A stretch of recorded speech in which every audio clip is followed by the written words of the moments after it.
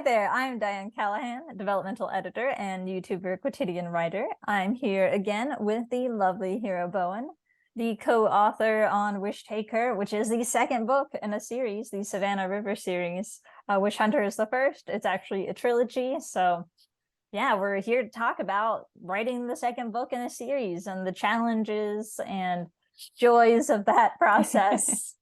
Exactly. So yeah, we worked on this book together. It was a true labor of love. But I feel like we've managed to create a second book that's even stronger than the first, which is no mean feat, because I think second books get a really rough reputation sometimes. So they call it the sophomore slump, even. Yeah. That's the phrase I hear. So a lot of people will say that, especially in trilogies where the second book isn't as good as the first and third.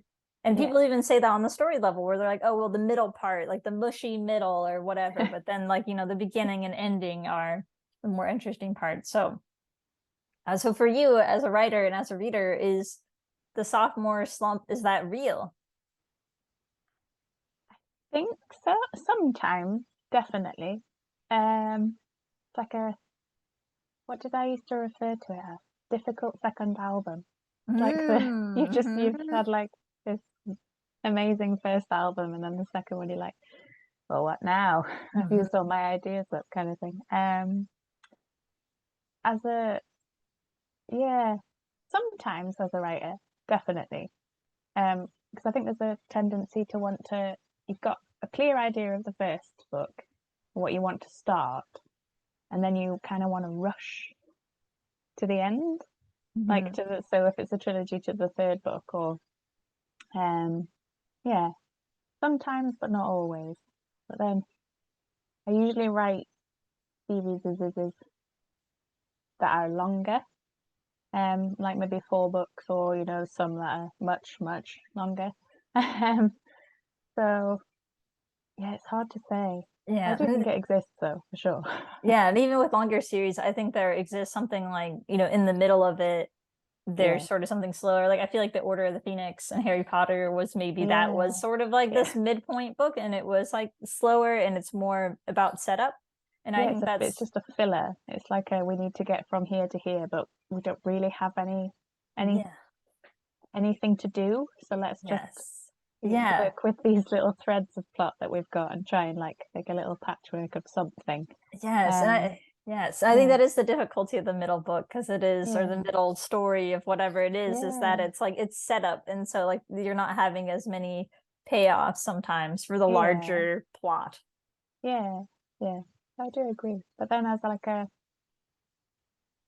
reader of books, I'm quite forgiving. So like if the second book isn't maybe as good as the first one, I think it's because I'm a writer. I'm like, oh, they were probably under a lot of stress, they were probably trying really hard or whatever. So I'm quite forgiving as a reader of them, but as a writer, it definitely exists. And I think if it's a much longer series, there's definitely the second book, the middle of the series. The penultimate book can get a little bit because you know what needs to go into it, and then the last book, because you're tying up every single loose end that you haven't yet tied up. But because I think there's something satisfying to seeing things completed, to having the closure of the arc. So if it's like you're kind of, things are still open in the second book, so there's not that feeling of resolution that people find really satisfying. And and I think there is that comparative factor, because if you're writing the second book, especially if the first book was like really loved, and then you're like, oh no, like it's going to be really hard for people to love the second one as much as the first, because it was first. Like it's sort of the primacy thing. Definitely. And just a lot of pressure to match it, and then to make it better. You have to exceed it. It's not just that you have to match it. You're right. And I think it's a very good idea too with sophomore albums. You're right. Like that's a good point, that it's always going to be compared to the thing that you made before. So if it's like the only thing that exists, that sort of gets to exist on its own and its own merit. But then once you have other things, they start to get compared. Yeah. So do you think there's stars is good? Yes, no, I know. it is good. I know it's good. Well, and I think there's also something I find interesting about series, is that if you look at the number of reviews for any series, it's going to have half as many reviews for the second, and then for the Yeah. third, it has half as many as that, and that's how it always goes. Yeah. Because it's not that your readership is like shrinking. I mean, it kind of is, but like, because yeah, the number of people that go on to read a series is kind of small for a variety of reasons. Yeah.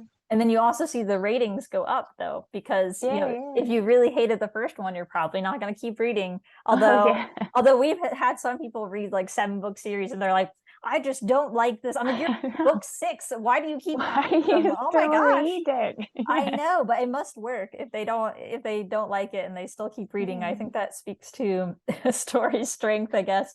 Yeah. Um, but yeah, so I think that's something interesting to think about for authors. It's like, oh, you know, not as many people read the second one, but that's really normal to have like, Yeah. oh yes, like it's always going to have half as many reviews, but then the people who do read it are going to like it more because you're kind of going to filter out the people that weren't a good fit for the first book. Yeah. Yeah, that's the hope anyway. So just because but then there's people that like to binge read series, so that's also Yeah. exciting, where they just read it all in one fell swoop. Some people read, you know, 3 books across like 2 days. Well, yeah. Yeah. I think it's the fear of not knowing if it's gonna end. Mhm. Like, because you know there's some authors who haven't released the last book. Looking at you, Patrick Rothfuss. No, for whatever reason it is, and so people don't want to start because they're not going to get to finish it. But ours will be finished. It will So be. Yes. yeah, Yes. yeah, No, I'm confident in finishing it because I mean you're still alive and that's really all I need yeah. to finish it. So For now. don't die. Thank you. Because if I had to write it myself, I would cry. I could. It would just take me like twice as long, but yeah, we will finish the series because it is only 3 books, and I already have the ending figured out. So that's but ironically, I have the first act of the book figured out, and then like the last kind of, and then I don't have the middle. I don't have the second part of the book. So it really is, there's something to this connective tissue element. But yeah, like why else do you think people might struggle with the second installment in a series? It's hard to say because it also depends when you're writing it. Like, I think if you're going straight into it off the back of the first one, like I think I said this before, but if you're going straight into it, I think it's a lot easier to maintain because you're not having to then probably reread the first one if you've had a break, and then you have to reread it and then go, well, I need to get back into that tone of voice, that character. I need to remember all of this stuff. I need to remember how the system works. So it's all about making a lot of notes, and then we had like a sort of Bible thing, but at the beginning of the first plot. So I refer back to that and things like that, because there was a bit of a break between the books. But so I think that can affect it, but not with ours. The second book is good. Yeah. And then I think it's also like, if you think of it like you're a runner and you've run a marathon, and the marathon is the first book, then you get told you're going to run a second one. You'll always be more tired going into it, and you think, well, I've done this already. Like, I'm always very conscious of going, oh no, I can't write that because I wrote that in the first one. Interesting. Yeah, so it's making sure you're not repeating yourself. Yes. And, oh yeah, because I want I no, go ahead. was just going to say, I think there was a lot of remembering that you have to remind the reader of what's gone on in the first one, because it's fresh in my mind because I've just reread it, but then it's not going to be fresh. And then you're like, am I saying this too much? Am I saying, but the wishing tree twists wishes, remember, it can twist things. And like, there was a lot that I was like, I think I've written this like 20 times. Exactly. Yeah. So there's a really fine balance in the second one of like reminding them what happened in the previous book, but then also like not overdoing it, because everybody's gonna have this different reading experience. Like some people that are reading Wish Taker will have read Wish Hunter 2 years ago. And so they're not going to remember anything probably. And then like just please reread the first one.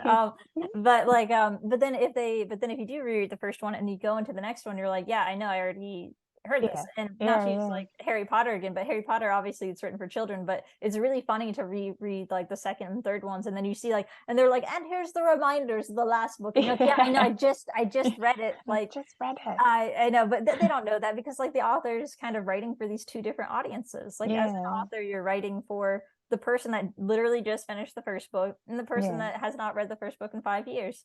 Yeah. Like I really want to read Muse of Nightmares by Laini Taylor because I read Strange the Dreamer. It has been so many years now though that I'm like, I probably need to reread Strange the Dreamer, or else I'm just going to go into this other one and not really like care as much. And it's such a difficult thing. No. Yeah. And then there's sometimes there's the reminders because that was something during the developmental edit with Angela that we talked about in a previous video where we were like, oh, we need to insert these reminders for the reader, and because there's going to be a lot of stuff that we know, like, oh yeah, back of my hand, I know this stuff. It's like, and you don't want to like insult the reader's intelligence and be like, you probably don't remember this very like significant plot thing that happened in the book, but so that is a really tough part of it. I will say the reminder for Chris was good though, because I was like, I need to reread that section in the first one because I can't wrap my head around him. Like, who was he again? Yes, how was this?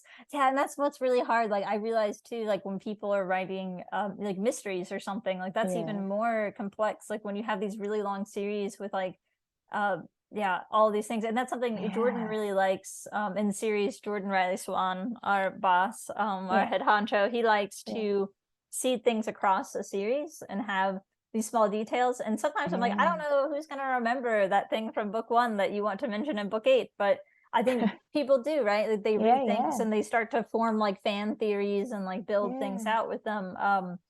So it's the type of reading that like it rewards readers for paying attention or for rereading. You're like, that was in book 2 and this is book 49 or whatever, you know. Yes, there's a small detail. This might be kind of obvious to readers who like when you read a lot, when you see some like throwaway detail, you're like, oh, that's going to be important later, isn't it? And so there's something in the first 2 books that's been mentioned like once in each one, and I'm like, this is going to be very important in the third book, because I think that's also an interesting thing. So we have those reminders, but it's like, oh, we can we can find a way to reintroduce it to the reader, be like, hey reader, we've totally talked about this before, so we cleverly set this up so it's not just this do ex machina thing that happens. But we need to fix that. Let's just bring this in. See, we were just foreshadowing for all these books. So but yes, I don't know if you know what I'm referring to, but I do. I think I do. Yeah, so that's gonna be fun. But I have to talk in just vague terms the entire time. There's like my brain just went, I know.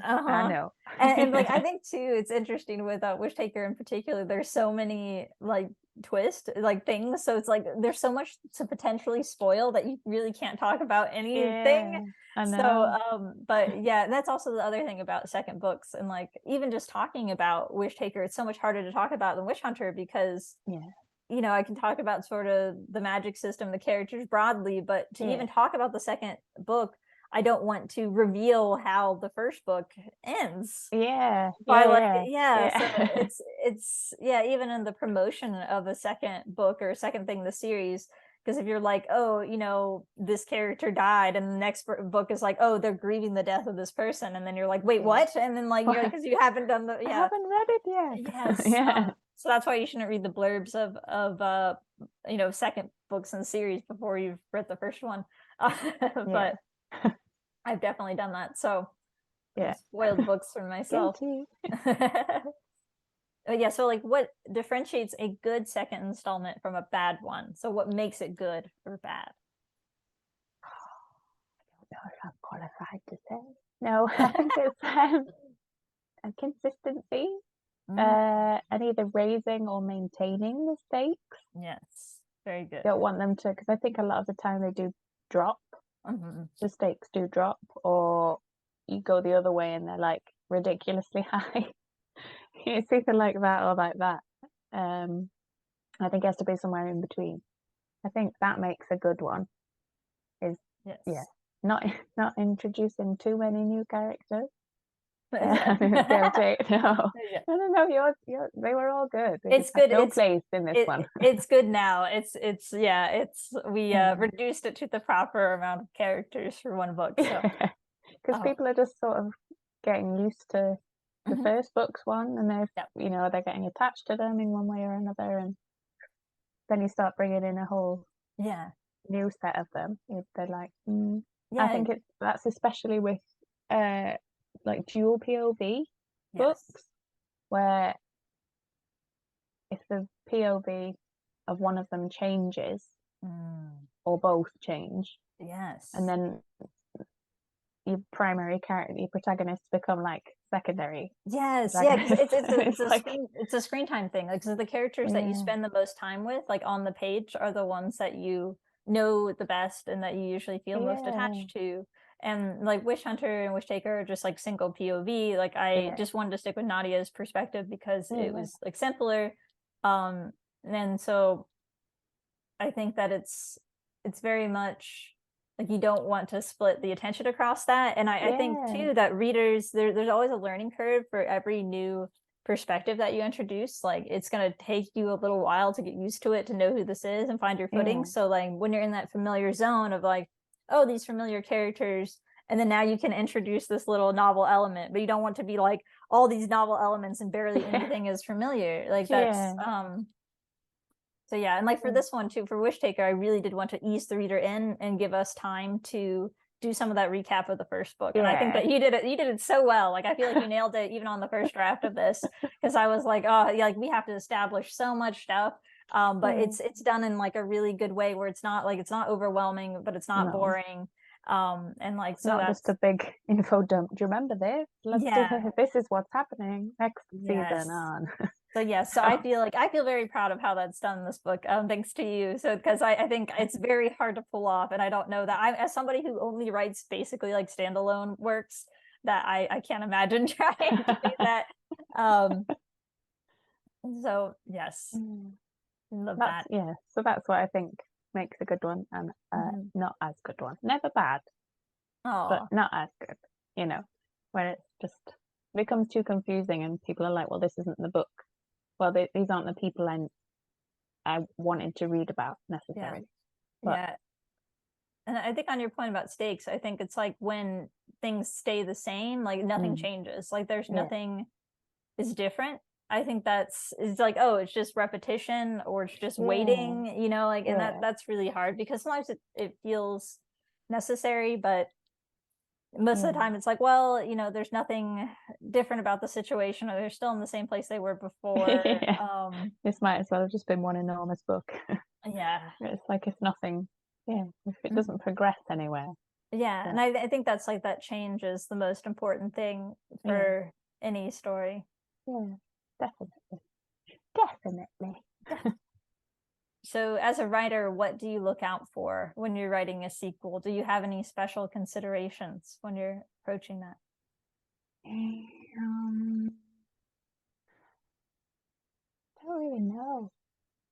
Like for me, it's all about like it is about just maintaining the voice and the character because especially if there's been a break, because it can just be like I don't have it, and she's like they've gone away. Where are they? And you're like trying to find them. So sometimes it takes a little bit to ease back into them. Which I sort of a little bit found with Wish Taker, but only with like Miles came very, very naturally. But I think there's an essence of me in Mhm. Miles, just in this waffling, rambling. But yeah, but I got back into it. And so I think that's the consideration, is just making sure, even if you have to do like a little test chapter Mhm. to go, oh here they are, they're still there. Oh goodness. Yes, yes. Yeah, Yeah, and I think that really helped me when I was editing because I felt like you had the same tone and the same characterization yeah, from the first book, and that consistency was very helpful for when I was editing because I felt like yeah, you know, that was something I didn't need to fix or change, because I was like, okay, Yeah. wait, now I'm already back into the first Yeah. book from just the tone of the writing and the characters, which you can feel from like the first chapter. It's there, like it's really good. They're back. Yes, it has exactly that vibe. It's a very like Nadia Miles chapter to get Yeah. that. And so that, yeah, I think that was very helpful for me, just getting back into editing. And something I also thought about is like when I was doing this last read of the second one, is that I would basically copy and paste passages from it into another document that I was like, Yeah. this is important for the third book. So when I'm plotting this third one, I need to remember this passage from this book. So like as I'm sort of reading and editing, I'm mentally like, I'm just putting all this stuff into a document that like, remember this for the third one. And I did the same for the second, where when I was reading the first one, I was like, okay, this needs to be part of the second book. So you know, it's that continuation while you're still very deep into the book, that you're thinking about the future books in a way that's going to build off of the other one, and so you don't have to work as hard to enmesh yourself in it. It is thinking about it in like the bigger sense of where does this book fit, you know, like it is having all, like as in how are we getting to the next one, like you say, where you're taking parts, so you go, this is important, this is important, this is important, this is going to need wrapping up now. Yes. This needs wrapping up later, kind of thing. And what still needs seeding, what still needs foreshadowing, or what has been and still needs to still be a shadow. Yes, exactly. Kind of and I think that's something interesting with this series, and I think with any books, is sometimes you don't really know what type of book it is or what type of series it is until you finish it, either as a reader or as a writer. And then you're like, oh, I see what this wanted to be all along. Like I don't really like predictable stories, and that's why I sort of I don't like, I think structure can be satisfying for people, but I also think that it's confining and predictable. And so for me, as somebody who reads a lot, I'm like, really, I don't like having it in my stories, even if other people like it. I did have one of our beta reader feedback from Witch Hunter was like, you know, like this is really like everything that happens is super interesting, and like I don't know what to expect next, and that's really cool. But I'm also like, maybe there should be more of like structure in it, you know, like they wanted like maybe you should do more of a formula, is basically what they said, like because so there's that balance between you know, formula and unpredictability, but like but for me it all makes perfect sense how it fits together, but it doesn't for the reader until they get to the end, and then they're like, oh, I see why this existed in the first place. So because I remember Jordan even early on was like, well, what is this series about? And that's what we were trying to figure out, the second book arc, like what happens in the second book, what are we setting up for the third book? That's what the second book is for, right? It's setting up the third book, the ending. And so that question was very valuable. Like, what is this book about? Like, what is this really, like, what is the whole series? What is the point of it? What is the point of it? And I think for me, it's two things. And this isn't really a spoiler, but to me, it's about Nadia and Miles and their relationship is the big arc of the series. And then the other thing is the family dynamic and Nadia's relationship with her sister, Kalina, which I think like we set up pretty well in the first book. It's kind of clear that's, you know, Kalina's the big bad. In the second book, very clear, like you know, that this is the plot, that Kalina is the overarching plot for the entire series. Because like I think that there is this sense that like, oh well, you know, Nadia wants to resurrect her dead husband, but that's not really what the whole series is about. No, like that would be a formula. Yeah, exactly. Like so that would be like the murder mystery. Like I think if I did it in a more conventional plot structure, like the whole series would be like her figuring out, you know, how Nick died, like, you know, his murder, and then like going through all of that, and that would be like what the series was. But that's really like so sorry, I'm going off on that. This is how it was. Now I'm doing my this is what does not. Yes. So, but it is, I think that's a really good point about like, how does this book fit into the larger series? Like if you're looking at it at a super high level, what is the point of this book? Like what is the reader supposed to take away from the second one? Yes. Definitely. Yes. And so when you're plotting your own series, and I know you write series because you mentioned a trilogy to me off camera. So how do you conceptualize the overall plot arc across the series? Quite a simple creature. So I just sort of like, I bullet point the whole thing Mm-hmm.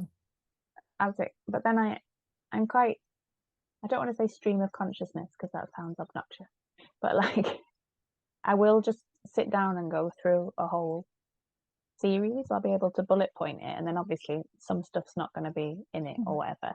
And then I'll go back and cut where I think each book would naturally cut, like Yeah. stop. Mm-hmm. And then I'll go back and then you flesh out the bullet point. Mm-hmm. I find that works, but then that's not going to work for everybody because it requires it to be there already. And like I will spend quite a long time, like ruminating on it, or like making just little random notes in my notebook about like, oh, this would be a good idea, and then going, right, now I need to bullet point it and then elaborate on it. That's kind of how I do it. Yes, But how I do like you that. do it? I like that. Well, I think Brandon Sanderson uses that bullet point method. I think for me, you may be familiar because I've made you do this, is to do a skeleton outline first. Yeah. So I do like a chapter by chapter, and sometimes it's like having a high level, basically summary of the book helps, like a paragraph, like what happens in this book in a paragraph, and then going chapter by chapter. And sometimes those are like hitting certain beats. Like for me, I like to have like 5 really big moments. Like here's, if I'm making this into a movie, what are the 5 scenes that they're absolutely going to include that are people are going to remember from this book? Like and I'm gonna make a video about this eventually, but in Hunger Games there's like the scene where Rue dies, and like and that's when and Katniss does her kind of fu burial to the system, and like and that's a scene that sticks with you. And obviously the beginning scene of like the I Volunteers tribute meme that comes from it, like those are scenes that stick with you. And so like, so forming your book around these 5 like pivotal moments of the book, and then like, okay, well, how do you fill in the up to those points?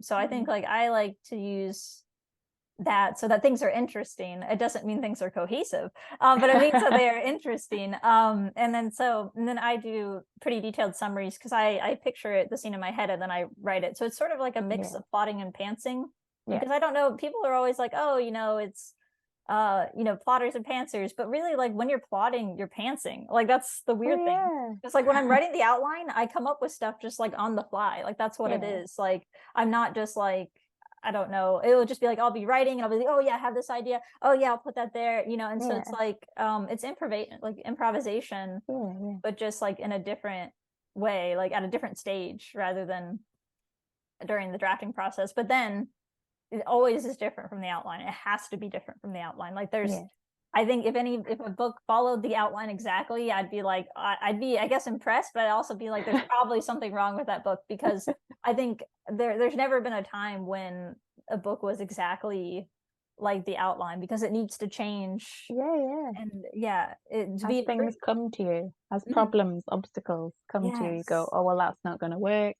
Let's switch this for this, or move this around, or exactly. And that's what I love, iteration. So I love like the idea of like, you have the skeleton outline is one iteration, like what you have in your head, that's like your 0, and then you're like, okay, I'll put it down on paper, and then you write out the outline, that's another iteration, and then you write the first draft, that's another iteration, and then you're revising it. So like by the time you put down the draft, you've already iterated it like 3 times, because if I go through and I edit the outline, Jordan gives feedback on the outline, and then like, so that way it's there's so much iteration, and to me that's what makes things the strongest stories, is that level of revision. And maybe other people would feel differently, because I am like, I wanted to revise everything like 10 times, but other people might be like, oh, I want the raw form that's like the second draft, and you can send out your second draft.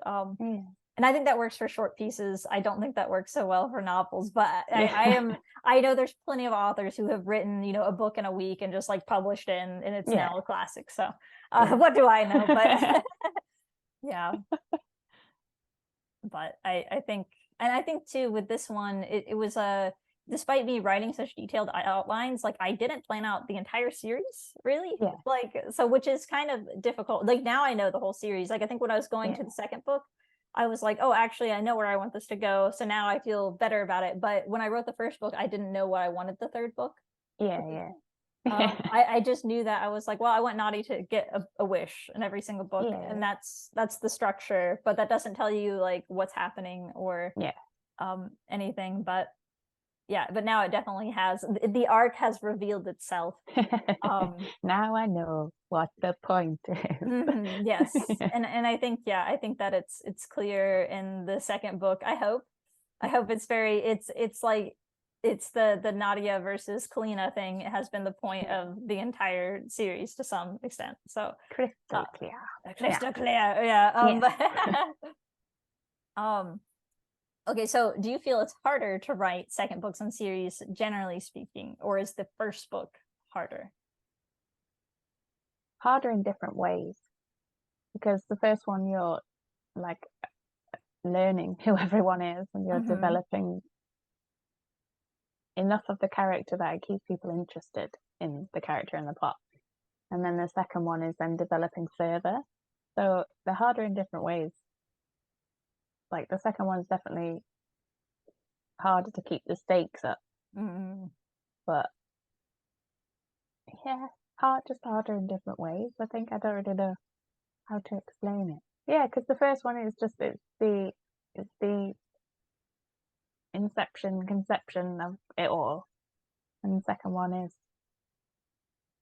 where do we go from, like we said before, where do we go from here? So, and it is, I would say the hardest thing is just maintaining voice and character, plot.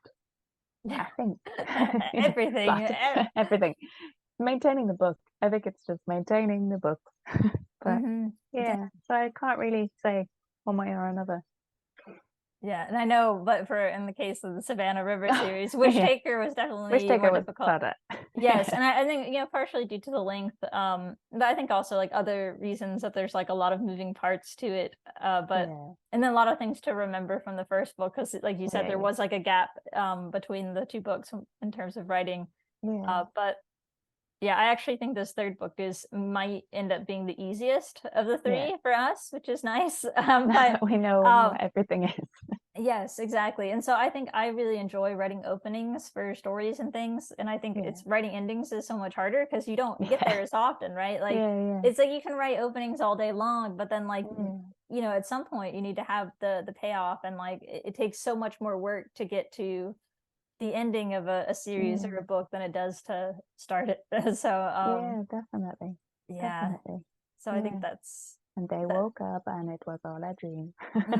Yeah, I know. We won't do that. No. But yeah, so I think writing the outline for this one and editing this one was definitely harder than the first one. And I think that's just because I love writing beginnings and I do not like writing endings. And that's clear from anybody who's ever like critiqued something I've written. I always have to rewrite the ending of anything I do. So that's probably going to happen for this book too. For Wish Killer, yeah.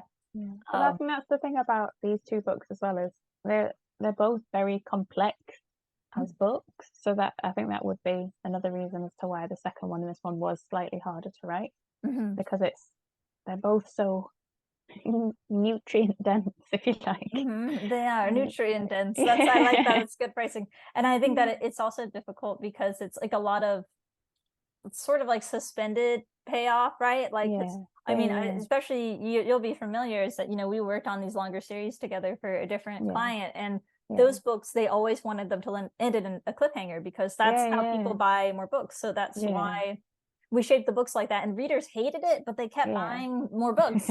So I'm like, it's your fault, reader.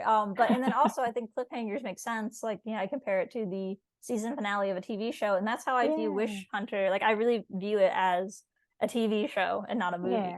And so like that's how I see it. So like the first and second book, they do end on cliffhangers, and that's like the third book's not going to end on a cliffhanger. No, and that's the thing. It will be finished. So there's no like worry that you'll never know how it ends. Which I think is why people don't like a cliffhanger.